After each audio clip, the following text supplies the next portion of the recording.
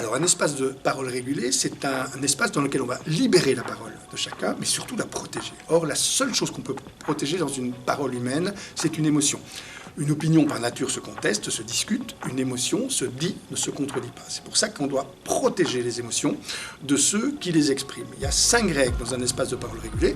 Alors, concrètement, ça se met en place très facilement. Il faut, puisqu'on parle d'émotions, que les personnes soient invitées à se mettre en cercle. Il faut que chacun puisse voir le visage de chacun. Il faut aussi que, effectivement, cette émotion soit protégée. Ça veut dire qu'une émotion se dit, ne se contredit pas.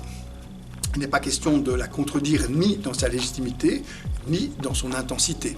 Dire tu n'as pas à être triste, tu n'as pas à être aussi triste que ça, ça n'a pas de sens. Il y a 5 émotions, on ne parle que d'émotions dans un espace de parole régulé, joie, tristesse, colère, peur, dégoût. Il n'y a que 5 émotions.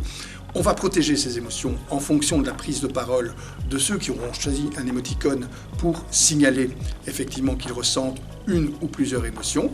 La deuxième règle, c'est qu'on va leur donner un bâton de parole, et la deuxième règle va signifier que seul l'adulte peut prendre et reprendre donner et reprendre ce bâton de parole. Il n'est pas question de prendre spontanément la parole dans un espace de parole régulé. Il est juste question de ne pas interrompre celui qui est en train d'exprimer le pourquoi il ressent l'émotion. Parce que c'est très simple, on lui dit voilà, tu ressens une émotion, tu es triste, tu es en colère, tu as peur, dis-nous pourquoi tu ressens cette émotion, et tu reçois un bâton de parole qui va garantir que tu ne seras pas interrompu. C'est comme ça qu'on va créer la contagion émotionnelle, et on va la créer en faisant respecter les 2 règles suivantes. La troisième qui dit effectivement qu'il n'est pas question de nommer, de désigner, d'accuser, on ne va pas faire un procès, on va simplement travailler sur l'émotion pour la rendre agissante. Et donc le principe, c'est qu'on ne nomme pas, on ne désigne pas, on n'accuse pas.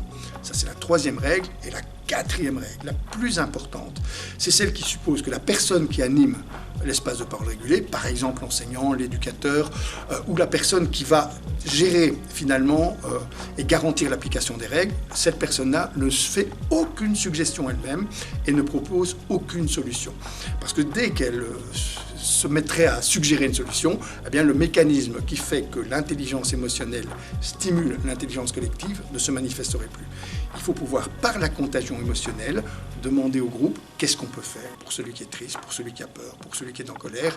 Et là, on va voir effectivement des personnes réagir. C'est systématique dans tous les groupes parce que le silence, les quelques minutes ou secondes même de silence qui suivent l'expression de l'émotion, créent une tension duquel chacun veut sortir. La 5e règle, elle suppose qu'on met en place ces espaces de parole de manière régulière, stable et solide, c'est-à-dire permanente, c'est-à-dire qu'on ne remet pas un espace de parole si on a décidé de le faire. Si on respecte ces 5 règles-là, l'espace de parole peut être considéré comme régulier.